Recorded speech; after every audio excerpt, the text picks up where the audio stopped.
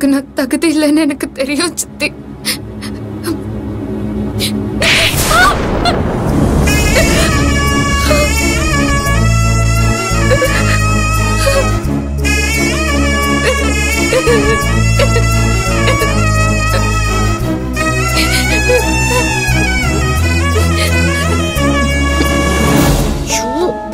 கதை முழுட்டு என்ன பேச வேண்டியிருக்கு? திறந்து வச்சுட்டு பேச வேண்டியதானே? என்ன பேசுறாங்களோ? உன்னை என் மனசாட்சியா நினைச்ச யாழினிக்கு ஒரு நல்ல வாழ்க்கை அமையணும்னு நான் ஆசைப்பட்ட எல்லாத்தையும் ஒளிவு மறைவு இல்லாம உன்கிட்ட சொன்ன. அப்பவே உன் மனசுல இப்படி ஒரு எண்ணம் இருக்கு என்கிட்ட சொல்லிருந்தேன்னா அன்னைக்கே நான் என்ன முடிவெடுத்துக்கணும்னு யோசிச்சிருப்பேன்.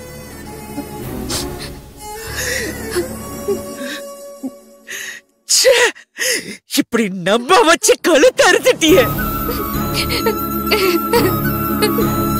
அதுவும் உன் அப்பா தலை போற பிரச்சனையில மாட்டிட்டு இருக்கிற நேரத்துல ஐயோ ஐயோ என்னால முடியல என் நெஞ்ச வெடிச்சிடும் போல இருக்கு. சித்தி என்ன மன்னிச்சு. தொடாத. இல்ல நான் உன்னை வளர்க்கல, நான் உன்னை சரியா வளர்க்கல. தப்பு என் மேலதான். நான் உன்னை சரியா வளர்க்கல, நான் உன்னை வளர்க்கல சித்தி. சித்தி பேசாத பேசாத. பொய் சொல்லக்கூடாதுன்னு உனக்கு நான் சொல்லி கொடுத்தேன். ஆனா உண்மையை மறைக்கிறதும் பொய் சொல்றதுக்கு சமம்னு உனக்கு நான் சொல்லி கொடுக்கல.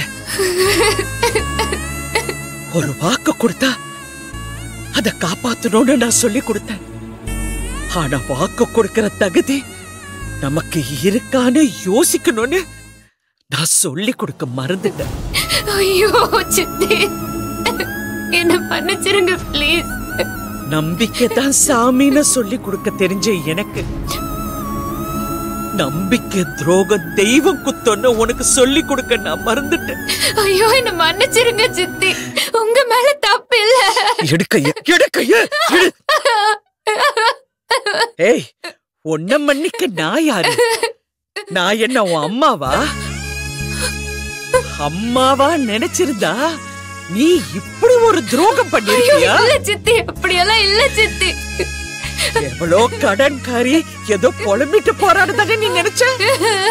இல்ல சித்தி ப்ளீஸ். போதும் வெண்பா போதும். இதுக்கு மேல யாரும் என்ன நிக்க வச்சு செருப்பால அடிக்க முடியாது. ஐயோ இதுக்கு மேல பெருசா நான் வேற யார்கிட்டயும் தோத்து போகவும் முடியாது. ஐயோ ஐயோ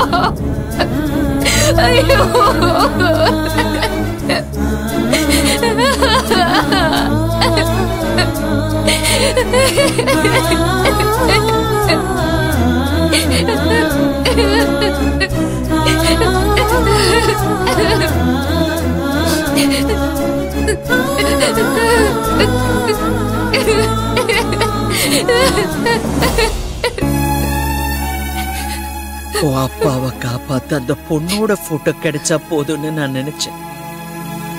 அத கேட்க நான் யாழ்கிட்ட போனப்ப பொண்ணோட லட்சணம் என்னன்னு தெரியுமான்னு அவ என்கிட்ட கேட்டா.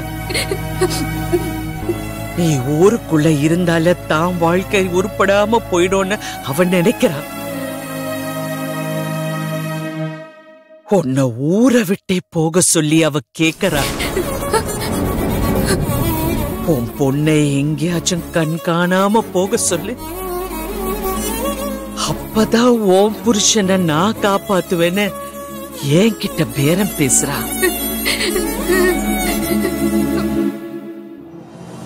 காலுக்குள்ள செருப்பு போடுறப்ப கூட தலை குனிய கூடாதுன்னு நினைக்கிறவனா அவ பேசுனதுக்கு பதில் சொல்ல ஒத்த வார்த்தை கூட கிடைக்காம தலை குனிஞ்சு நின்னு தெரியுமா?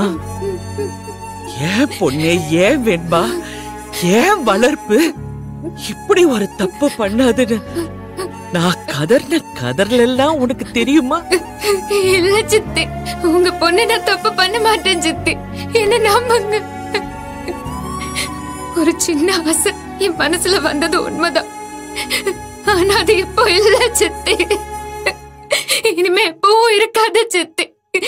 என்ன நம்புங்க சித்தி, என்ன நம்புங்க ப்ளீஸ் சித்தி, ப்ளீஸ்.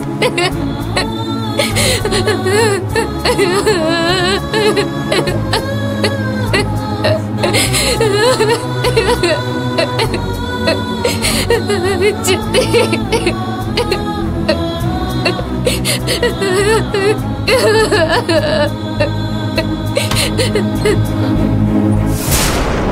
வெண்பா ஏதோ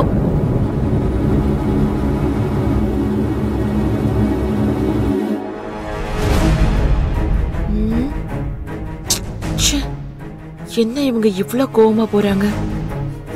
என்ன நடந்திருக்கோனே பார்க்க முடியாம போயிடுச்சு. கடவுளே. யோ கான்ஸ்டபிள், சொல்லுங்க சார். ஒண்ணு இல்ல, இவர் பொண்டாட்டி கிட்ட போன்ல பேசணுமா, அவங்க நம்பர் வாங்கிக்க, கால் பண்ணி கொடுத்துட்டு கூட இரு. Okay sir.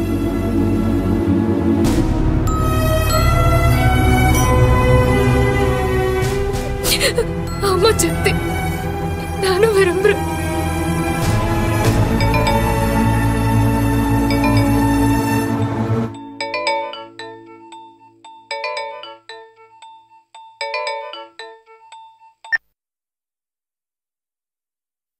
ஹலோ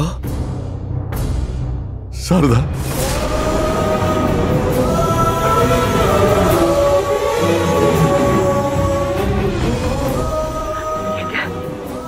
எங்க எப்படி இருக்கீங்க? எங்க இருந்து பேசுறீங்க? இங்க ஜெயில இருந்து பேசுறேன். ஜெயிலருக்கு சாமி மனசு லைன் போட்டு கொடுத்துட்டாரு. எனக்கு உன் குரலையாச்சும் கேட்கணும் போல இருக்கு, அதான் போன் போட்டேன். ஏமா, பசங்களா என்ன நம்புறாங்கல்ல?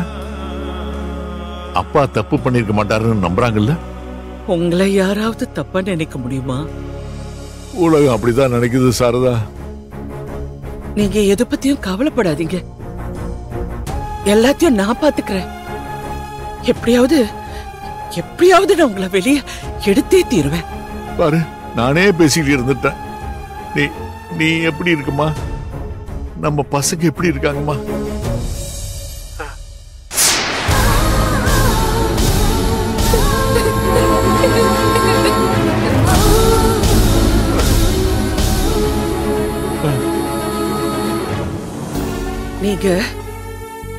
நீங்க எங்களை பத்தி கவலைப்படாதீங்க, நீங்க பத்திரமா இருங்க. நீங்க வேலைக்கு ஒழுங்கா சாப்பிடுங்க, நிம்மதியா தூங்குங்க. யோ, போன வையா, எவ்வளவு நிறைய பேசிட்டு இருப்ப? போயா போயான்றேன். சித்தி, அத்தை ரூம்ல உட்காந்துட்டு அழுத்துட்டே இருக்காங்க. என்னன்னு கேளுங்க சித்தி. அத்தை, சித்தி கிட்ட பேசுங்க அத்தை. சித்தி, நீங்களாவது பேசுங்க சித்தி. 2 பேர்ல யாராவது ஒருத்தர் பேசுங்கள. அத்தை பேசுங்க அத்தை. சித்தி, ஐ, அத்தை சித்தி கிட்ட பேசிட்டாங்க. நான் போய் அம்மா கிட்ட சொல்ல போறேன்.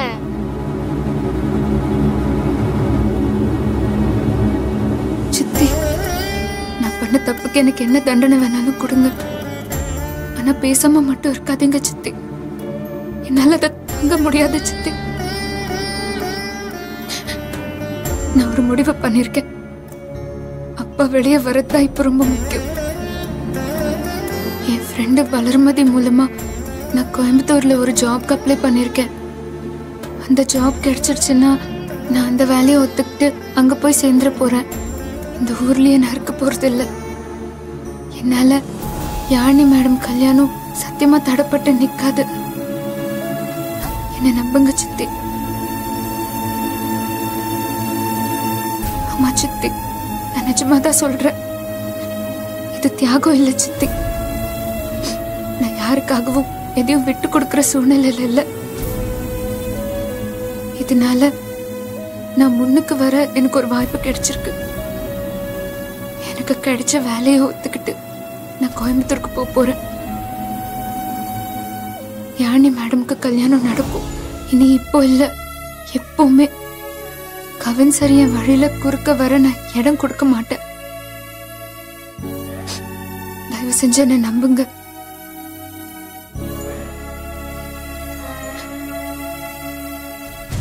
சரி, உள்ள போ. சரி, உள்ள போ.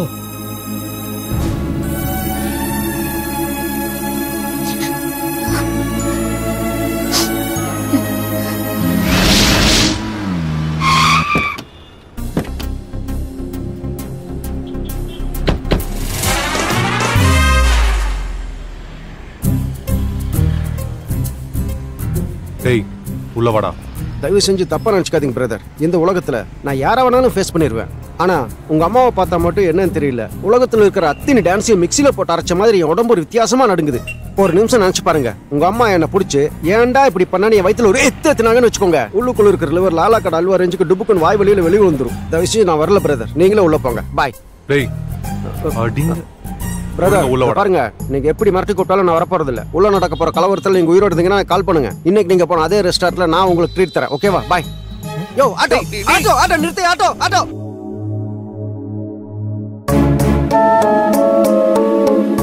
வா கவின்.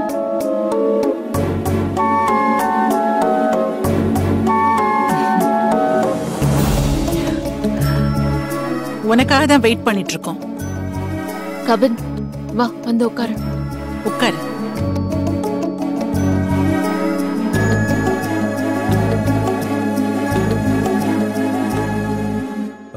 அம்மா, என்ன திடீர்னு குருஜி வந்திருக்காரு?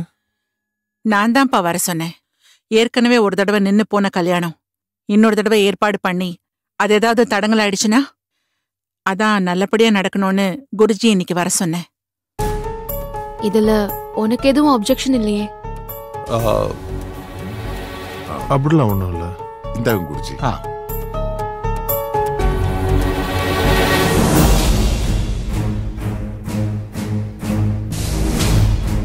நீங்க சொல்லுங்க குருஜி, கல்யாணத்தை என்னைக்கு நடத்தலாம்? 7ஆம் தேதியே நல்ல நாள் தானே? உங்களுக்கு அது ஓகே தானே? என்ன கேட்டீங்கன்னா கல்யாண தேதிக்காக இப்போ அவ்வளவு அவசரப்பட வேண்டாம்னு தான் சொல்லுவேன்.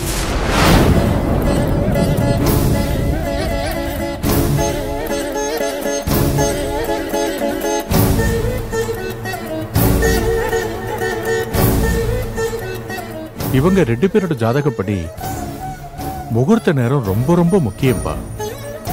அன்னைக்கே நான் சொன்னேன்ல, ஒரு நிமிஷம் தட்டி போனாலும் திரும்ப நடக்கிறது கஷ்டம்னு. அதுதான் நிஜம். ஆனா அதுக்காக கல்யாணத்தை தள்ளி போட்டுக்கிட்டே இருக்க முடியாதுல்ல? தள்ளி போட்டுக்கிட்டே இருக்கணும்னு நான் சொல்லலமா. ஆனா ஜாதகப்படி எந்த பிரச்சனையும் இல்லாம இந்த கல்யாணம் நல்லபடியா நடக்கணும்னா 2 பேரோட நட்சத்திரத்துக்கும் பொருத்தமான ஒரு முகூர்த்தம் வேணும்.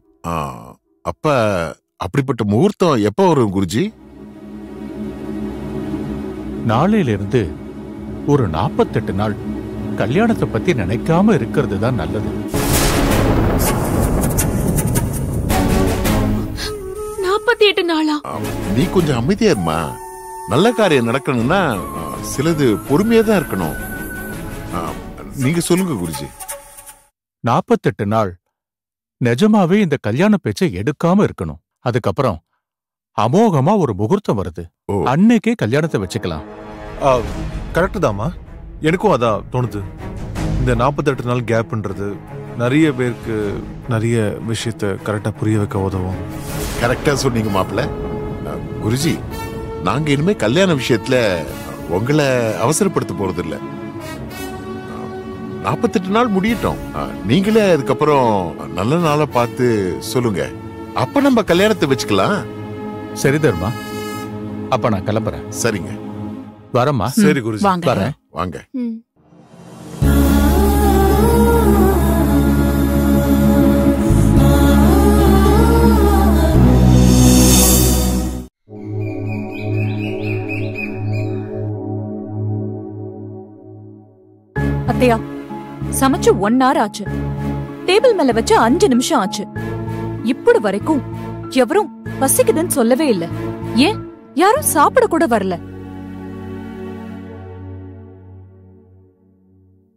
உங்களையும் சேர்த்துதான் சொல்றேன்.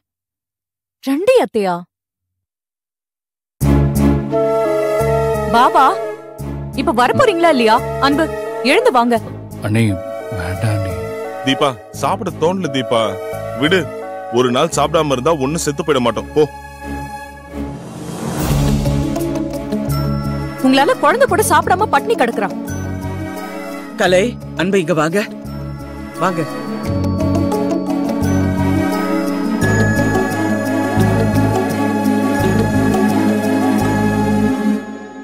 நந்தினி, வெண்பா, சித்தி இங்க வாங்க. இதோ வந்துட்டேன்.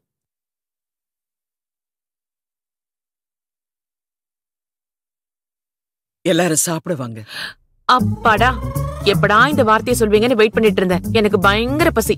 எனக்கு இந்த உணவதெல்லாம் செட் ஆகாது. வாங்க போய் சாப்பிடலாம்.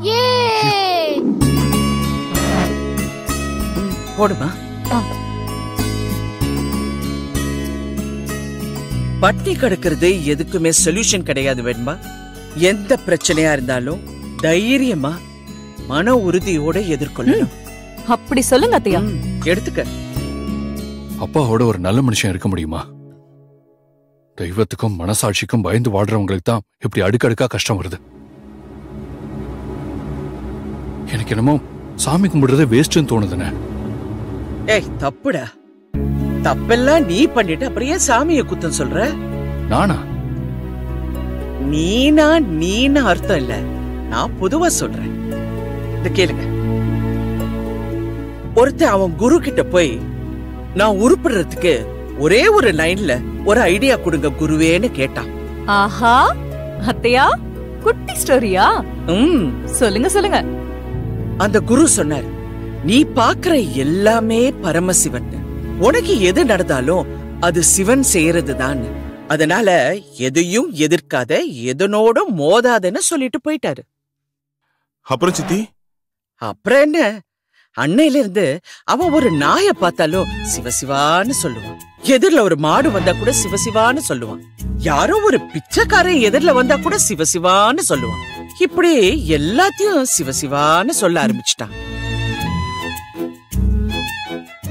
இப்படி இருந்தவன் ஒரு நாள் வெளியூருக்கு போனான். அவன் போன நேரம் அந்த ஊர் யானைக்கு மதம் பிடிச்சிருச்சு. ஊர் மக்கள் எல்லாம் எதிரில நின்னா மிதிச்சே கொன்னுடோன்னு ஓடுறாங்க. இவனும் ஓட ஆரம்பிச்சிட்டான சித்தி? அதுதான் இல்ல, ஊரே ஓடினால அவன் அப்படியே நிக்கிறான். எதிரில யானை ஓடி வருது, கூடவே பாகனும் ஓடி வரான். அவன் கத்துறான், சாமி அங்க நிக்காதீங்க, ஓடிடுங்கன்னு. யானை கொன்னுடோன்னு சொல்லி அலறான். அப்புறம் அவனா கேப்பா, பாக்குறதெல்லாம் பரமசிவனாச்சே, நடக்கிறதெல்லாம் அவர் செயலாச்சே, எப்படி சிவன் நம்மள கொல்லுவான்னு அவன் அப்படியே நின்னுட்டான். Oh my God. அவன் செத்தானா இல்லையா முதல்ல அத சொல்லுங்க அத்தை. சாகல, ஆனா மதம் பிடிச்ச யானை அவனை தும்பிக்கையால தூக்கி சொல்லடி தூர எரிஞ்சிடுச்சு. ஓ சுத்தம். அச்சோ, பாவம் இல்ல. உடம்பெல்லாம் காயப்பட்டு அப்படியே வழியில துடிச்சு போயிட்டான். அப்புறம் என்னாச்சு சித்தி? அவனுடைய குரு அவனை பார்க்க அங்க வந்திருந்தாரு. அவரை பார்த்ததும், என்ன சார் இப்படி பண்ணிட்டீங்களே சார்னு கேட்டான். யானை சிவன் தூக்கி போட்டு மெதிக்கொன்னு ஏன் என்கிட்ட சொல்லலன்னு கேட்டான். கரெக்டான क्वेश्चन தானே சித்தி? டேய் பரதேசி, ஏ அது அந்த குரு சொன்னாருடா. பாக்குறதெல்லாம் சிவன்னா அப்ப அந்த யானை பாகனும் சிவன் தானே? ஆமால. ஒன்ன ஒதுங்கி ஓட சொன்னா இல்ல, அதை ஏன் நீ கேக்கலன்னு அவர் சொன்னார். கரெக்ட்டா சொன்னாரு. Correct point. கரெக்ட். ஓ கரெக்ட் கரெக்ட். இத நான் ஏன் சொன்னேன்னு தெரியுமா? ஏன்?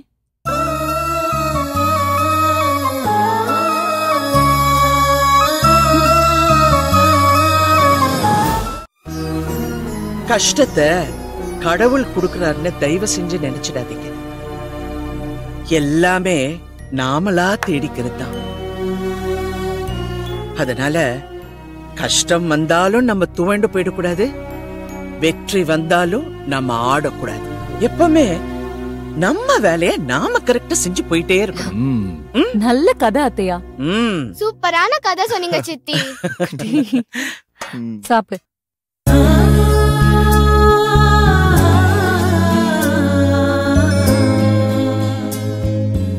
சரிக்கு விழறது சகஜம் என்பா.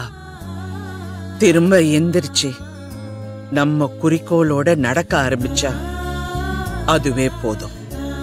அட்லீஸ்ட் திரும்ப எந்திரிக்கிறோங்கிற எண்ணம் இருக்கணும்.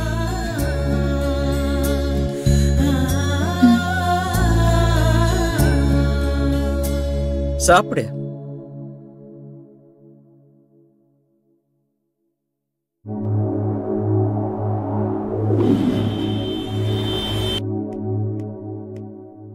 வணக்கம் சார். உட்காருங்க. இல்ல பரவாயில்ல, ஆர்டர் காப்பி கொடுங்க. என்னது இது? எங்க குடும்பத்துக்கு வாழ்வாதாரம் அந்த காரு தான் சார். என் வீட்டுக்காரர் தப்பு பண்ணலன்னு நிரூபிச்சு அவரை வெளியே கொண்டு வருது எந்த அளவுக்கு முக்கியமோ அதே அளவுக்கு இந்த காரை திருப்பி எடுக்கிறதும் முக்கியம். அதான் கோர்ட் ஆர்டரே சொல்லிருச்சே, அப்புறம் என்ன? கார் எடுத்துட்டு போங்க. Constable sir. கான்ஸ்டபிள் கண்ணாயிரத்துக்கிட்ட சொல்லி அந்த காரை உள்ளேயும் வெளியும் போட்டோவும் வீடியோவும் எடுங்க. Okay sir. சார் சார் அந்த காரை உள்ள வெளியே போட்டோ எடுங்க சார். இந்தாங்க உங்க சார். Thank you sir. வரோம் வாங்க. ஒரு நிமிஷம் இருங்க. காரு சிட்டி லிமிட்டை தாண்டி வெளியே போகக்கூடாது. சரி சார். கேஸ் முடியற வரைக்கும் எப்ப கேட்டாலும் கொண்டு வந்து நிறுத்தணும். சரி சார். போலாம்.